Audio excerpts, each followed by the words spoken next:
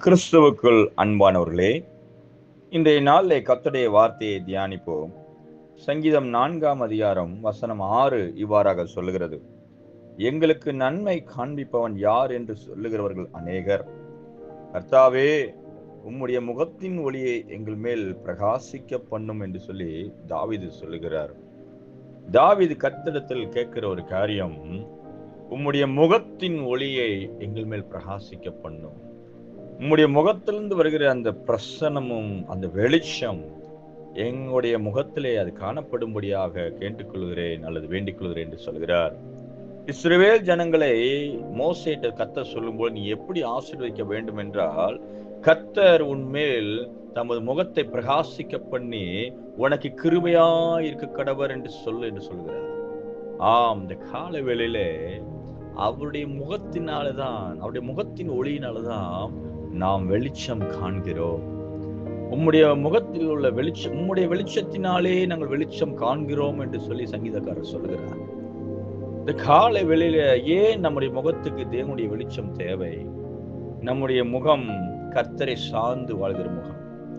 எப்படி பால் குடிக்கும் குழந்தை தன்னுடைய தாயுடைய முகத்தை பார்த்து கொண்டிருக்கிறது போலவே, தாயுடைய அரவணைப்புல இருக்கிறது போலவே, தேவன் அன்புள்ள குடும்பத்திலே ஆதாமி ஏவாளை உண்டாக்கி நம்மில் ஒருவனை போல, நம்மில் ஒருவரா போல உண்டாக்குவோமாக என்று சொல்லி தேவ சாயலாக அவர்களை சிருஷ்டித்தார் என்று சொல்லப்படுகிறது.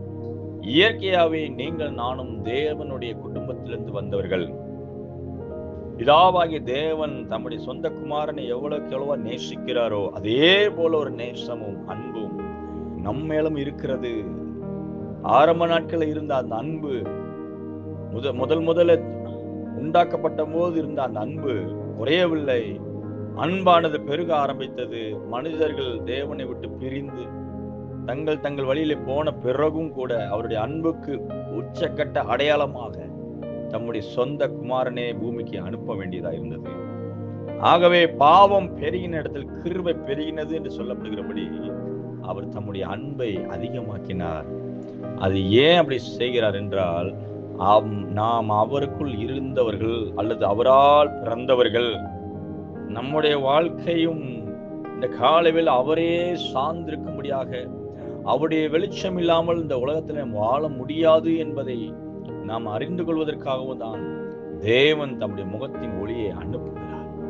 அவருடைய வெளிச்சம் நம்ம இறங்கும் பொழுது நம்முடைய முகம் பிரகாசிக்கிறது. வேதத்துல வாசிக்கிறோம், சியோன் குமாரர்களும் கருத்த கரிகளை போல முகம் இருக்கிறார்கள் என்று சொல்லப்படுகிறது. காரணம் என்ன?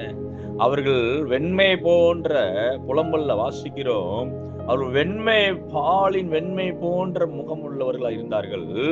இப்பொழுதோ அவர்கள் சிறுமைப்பட்டு வேதனைப்பட்டு கலங்கி அடிமைத்தனத்துக்குள்ளாகி தரித்திரத்திலையும் சாபத்துக்குள்ளும் இறங்கி விட்டார்கள். ஆகவே அவர்கள் முகங்கள் கருத்த கம்பளி போல கருத்து போய் கிடக்கிறது, கருத்த கரியை போல என்று சொல்லப்படுகிறது. ஆகவேதான் தேவன் நமக்கு என்ன செய்கிறார்? தம்முடைய முகத்தின் ஒளியை அனுப்புகிறார். அவருடைய வெளிச்சத்தினாலே நான் இருளை கடந்து போனேன் யோபு சொல்லுகிறார். யோசேப்பு ஜெயில இருக்கும் பொழுது பார்வோனுடைய பிரதானிகள் முகங்கள் காலங்காத்தால எந்திரிச்ச உடனே முகங்கள் கலங்கி கொண்டிருந்ததாம். அப்போது யோசேப்பு அவர்களுக்கு கேட்ட கேள்வி, உங்கள் முகம் துக்கமா இருக்கிறது என்ன? உங்கள் முகம் பிரகாசம் இல்லாமல் அல்லது கலங்கி கொண்டிருக்கிறது என்ன? சமாதானம் இல்லாமல் இருப்பது என்ன என்று சொல்லி கேட்டார். அப்பொழுது அவர் சொல்லுகிற காரியம், நாங்கள் சொப்பனங்களை கண்டோம், கலங்கி இருக்கிறோம். எங்களுக்கு அர்த்தத்தை சொல்கிறவன் இல்லை. நாங்கள் சில காரியங்களை பார்த்திருக்கிறோம், நாங்கள் கலங்கி கொண்டிருக்கிறோம். அப்பொழுதுதான் சொப்பனத்துக்கு அர்த்தத்தை சொல்லும் பொழுது அவர்கள் முகங்கள் பிரகாசம் அடைந்தது, அவர்கள் வழி திறந்தது.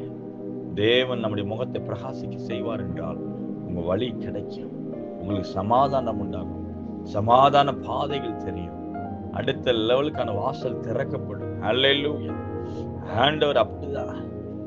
ஹல்லேலூயா! யோசேப்புடைய பார்வோனுடைய பிரதானிகளுக்கு அப்படியே கத்த செய்தார்.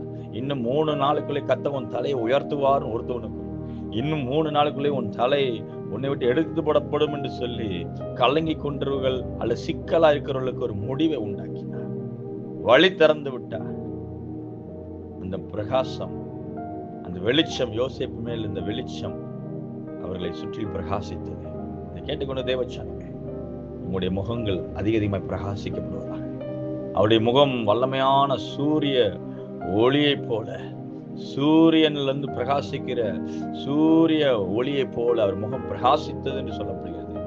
நம்முடைய முகம் பிரகாசிக்கப்படுவதாக. தாவீது சொல்லுகிறார், எங்கள் முகத்தை பிரகாசிக்க பண்ணும், உம்முடைய முகத்தின் ஒளியினால எங்கள் முகத்தை பிரகாசிக்க பண்ணும் தகப்பனே. கர்த்தாவே, உம்முடைய முகத்தின் ஒளி எங்கள் மேல் பிரகாசிக்க பண்ணும். எங்களை பார்க்கிறவர்கள் உண்மை பார்க்கட்டும், உம்முடைய வெளிச்சம் எங்கள் மேல இறங்கட்டும், இருள் விலகி போட்டும், சூழ்நிலைகள் யோசனைகள்ல ஒரு வெளிச்சம் உண்டாகட்டும். அடுத்தடுத்த காரியங்கள் என்ன செய்யணும்னு சொல்லி சிக்கலாய்க்கிறவைகள் முடிவுக்கு உண்டாகும்படியா நான் ஜெபிக்கிறேன். ஜெபிக்கலாம். நல்ல ஆண்டவரே, நன்றி இந்த காலை வேளையில் ஆண்டவரே, தாவீது சொல்லுகிற உம்முடைய முகத்தின் ஒளியை எங்கள் மேல் பிரகாசிக்க பண்ணு. யார் யார் ஆண்டவரே உம்முடைய அபிஷேகம் இல்லாம அல்லது உம்முடைய ஆவியானுடைய பிரசன்னத்தை, அந்த மகிமை இல்லாமல் இருக்கிறார்கள், உம்முடைய மகிமையை கடந்து வர பண்ணுவீராக. அவர்கள் முகங்களை பிரகாசிக்க பண்ணுவீராக. வெட்கப்பட்ட முகங்கள், வேதனைப்பட்ட முகங்கள், அப்ப தாழ்ச்சினால கண்கள் குழி விழுந்த முகங்கள், ஆண்டவரே எதிர்ப்பினால கலங்கி கொண்டிருக்கிற முகங்கள், எப்படிப்பட்ட முகங்களா இருந்தாலும் அவர்கள் முகங்களை நீர் பிரகாசிக்க பண்ணுவீராக. உம்முடைய ஒளி அவர்களை சந்திப்பதாக. மரண இருளின் திசையில் இருக்கிறவர்களுக்கு வெளிச்சம் உதித்தது என்று சொல்லப்படும். ஆண்டவரே, இருளில் இருக்கிற ஜனங்கள் பெரிய வெளிச்சத்தை கண்டார்கள் என்று சொல்ல. ஆண்டவரே, வெளிச்சம் எங்களுக்கு கிடைக்கும். ஆவியானவர் அற்புதங்களை செய்வார். அவங்க வாழ்க்கையில், அவங்களுடைய ஓட்டத்துல ஒவ்வொருவருக்கும் ஒரு வெளிச்சத்தை கட்டளையிடும்படியா நான் ஜெபிக்கிறேன் தகப்பனே. உம்முடைய வெளிச்சம் அவர்களை சந்திக்கட்டும், இருள் விலகி போகட்டும், காரிருள் கடந்து போகட்டும். பிரகாசம் உள்ள நல்ல ஓட்டங்களை கட்டளையிடுங்க, பாதைகளை காட்டுங்க, அவர்கள் வெளிச்சமாக்குங்க தகப்பனே. உமக்கு நன்றி செலுத்துகிறேன். இயேசுவின் நாமத்தில் வேண்டிய ஒரு நல்ல பிதாவே. ஆமென், ஆமென்.